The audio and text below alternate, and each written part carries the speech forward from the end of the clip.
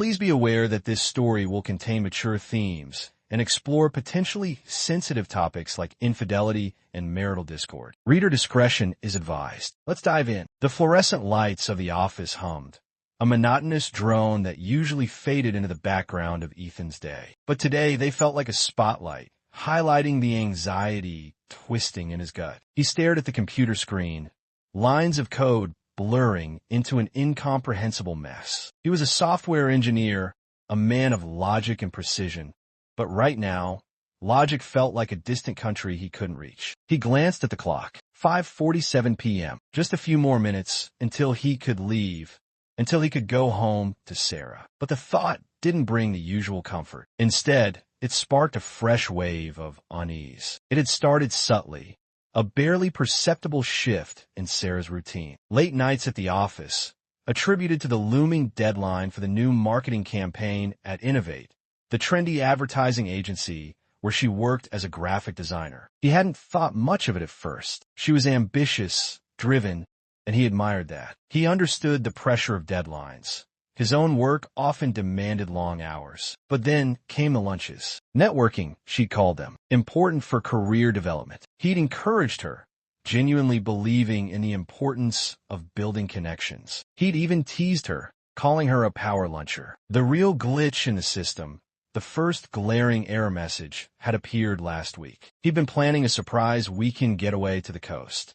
A small cabin he'd booked months ago, a place they both loved. He'd mentioned it casually, his voice brimming with excitement. Sarah's reaction had been muted. "Oh, Ethan, honey, I'm so sorry," she'd said, her brow furrowed. "Something came up. I have a thing with Mark. It's a mandatory team-building exercise." Mark, her boss, Mark Harding. Ethan had met him once at a company picnic. Tall, charismatic, radiating an almost unnerving confidence. Ethan hadn't disliked him, per se, but there was something about Mark's easy charm, the way he'd lingered a little too long while shaking Sarah's hand, that had left a faint prickle of discomfort. Team building, Ethan had asked, trying to keep his voice light. "On a weekend?" "Yeah, I know, it's crazy," Sarah had replied, avoiding his gaze. "But it's really important. Apparently, Mark thinks it will improve team synergy." He'd swallowed his disappointment, pushing down the niggling feeling that something was off. He'd told himself he was being ridiculous, insecure. Sarah loved him. They had a good marriage. He trusted her, but the feeling had persisted, a low hum of anxiety that refused to be silenced. Now, staring at the clock, the unease had solidified into a cold dread. He tried to call her earlier, just to say hello, but she hadn't answered. Her voicemail message, cheerful and bright, mocked him with its normalcy. He decided to leave. He shut down his computer, grabbed his jacket, and headed towards the parking garage. The air was crisp and cool, carrying the scent of exhaust fumes and damp asphalt. He unlocked his car, a reliable but unremarkable sedan, and started the engine. As he drove, he replayed the past few weeks in his mind, searching for clues, for explanations. Had he been neglecting her? Had he been too focused on his own work? Had he somehow failed to notice a growing distance between them? He turned onto the street where they lived, a quiet, tree-lined avenue in a suburban neighborhood. Their house, a cozy two-story with a small garden, was a beacon of warmth and familiarity. Or at least it used to be. He parked the car and walked towards the front door. The porch light was on, casting a soft glow on the neatly trimmed bushes. He took a deep breath and unlocked the door. The house was silent, too silent. "Sarah?" he called out, his voice echoing in the hallway. No answer. He walked into the living room. The TV was off, the coffee table clear. Everything was in its place, meticulously arranged. It was as if the house was holding its breath, waiting. He checked the kitchen. Empty. He went upstairs, his heart pounding in his chest. He peeked into the spare bedroom, their home office, the bathroom, all empty. Finally, he reached their bedroom. The room was dimly lit by the bedside lamps. The bed was neatly made. On the dresser, he saw a note. His hand trembled as he picked it up. It was written in Sarah's familiar handwriting. "Ethan, I'm having dinner with Mark tonight. We need to discuss some important things about the project. I'll be home late. Love, Sarah." The note felt like a punch to the gut. He read it again and again, each time hoping that he had somehow misread it. Dinner with Mark. No mention of it before. No explanation. Just a cold, clinical note left on the dresser. The word dinner hung in the air, heavy with unspoken implications. It wasn't a late-night work session. It wasn't a mandatory team-building exercise. It was dinner, just the two of them, without his permission, without his knowledge. The trust he had placed in Sarah, the foundation of their marriage, felt like it was crumbling beneath his feet. The glitch in the system had become a full-blown crash. He sank onto the bed, the note clutched in his hand. He felt numb, disoriented. He didn't know what to think, what to feel. One thing was clear. Something was terribly wrong. Part 2. The gathering stormed the silence in the house, pressed in on Ethan, amplifying the turmoil in his mind. He got up, his movements stiff and mechanical, and walked to the window. He looked out at the street, watching the cars pass by, their headlights cutting through the gathering darkness. He felt a desperate urge to do something, anything, to break this suffocating stillness. He considered calling Sarah, confronting her, demanding an explanation. But he hesitated. What would he say? What could he say?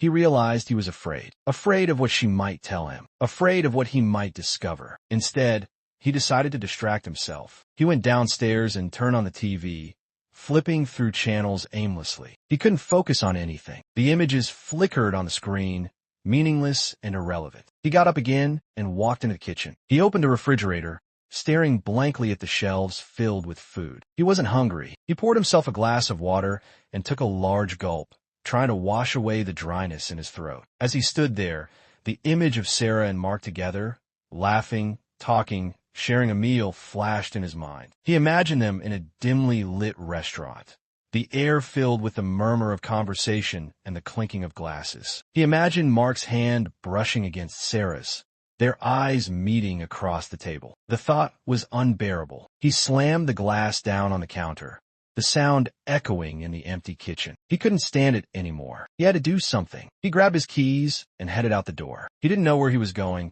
but he couldn't stay in the house any longer. He needed to move, to breathe, to clear his head. He drove aimlessly, the streets blurring past him. He ended up at a local bar, a dimly lit, unpretentious establishment he sometimes frequented with his friends. He parked the car and went inside. The bar was crowded and noisy, filled with the sounds of laughter and conversation. He found an empty stool at the bar and ordered a beer. He took a long sip, the cold liquid burning its way down his throat. He sat there for a while, nursing his beer, watching the people around him. Couples laughing together, groups of friends sharing stories, lone individuals nursing their drinks. He felt like an outsider, a stranger in a world of normalcy and connection. He pulled out his phone and scrolled through his contacts. He hesitated for a moment, then tapped on a name.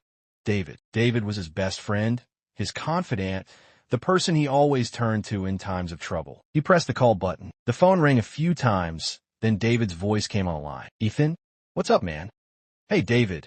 Ethan said, his voice sounding strained. You busy? Not really. Just watching some stupid reality show. What's going on?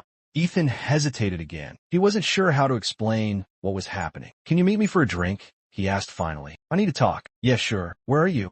Ethan told him the name of the bar. I'll be there in 15 minutes, David said. Ethan hung up the phone and took another sip of his beer. He felt a slight sense of relief, knowing that he wouldn't have to face this alone. A few minutes later, David walked into the bar. He was a tall, lanky man with a friendly face and a quick smile. He spotted Ethan and walked over to the bar. Hey, man, he said, clapping Ethan on the shoulder. What's wrong? You look like you've seen a ghost. Ethan managed a weak smile. It's Sarah, he said. Sarah? What happened? David asked, his voice filled with concern. Ethan took a deep breath and began to tell him everything. He told him about the late nights at the office, the networking lunches, the canceled weekend getaway, and finally, the note he had found on the dresser. As he spoke, his voice grew increasingly agitated. He paced back and forth, his hands clenched into fists. David listened patiently, his expression growing more and more serious. When Ethan had finished, he remained silent for a moment, his brow furrowed in thought. That's rough, man, he said finally. I'm really sorry. I don't know what to do. Ethan said, his voice filled with despair. I don't know what to think. Is she having an affair? David hesitated. I don't know, Ethan, he said honestly, but it definitely sounds. The fact that she didn't tell you about the dinner, that's not good. I know, Ethan said, running a hand through his hair. I don't want to believe it. I love her. I thought she loved me. I know you do, David said, his voice filled with sympathy. And maybe you're wrong. Maybe there's a perfectly innocent explanation for all of this. Maybe, Ethan said, his voice laced with skepticism. But I doubt it. He ordered another beer and took a long drink. He felt a little calmer now, having shared his burden with David. But the anxiety was still there, simmering beneath the surface. What do you think I should do? He asked David. David thought for a moment. I think I need to talk to her, Ethan, he said finally. You need to confront her about this. Tell her how you're feeling. Ask her what's going on. I know, Ethan said, but I'm afraid. I'm afraid of what she might say. I understand, David said, but you can't just let this fester. You need to know the truth, one way or another. Ethan nodded slowly. He knew David was right. He had to confront Sarah. He had to know the truth. But the thought of facing her, of potentially hearing the words that would shatter his world, filled him with dread. The gathering storm was about to break, and he was caught right in the middle of it. Subscribe for part 3. The dinner date, please like, share, and comment.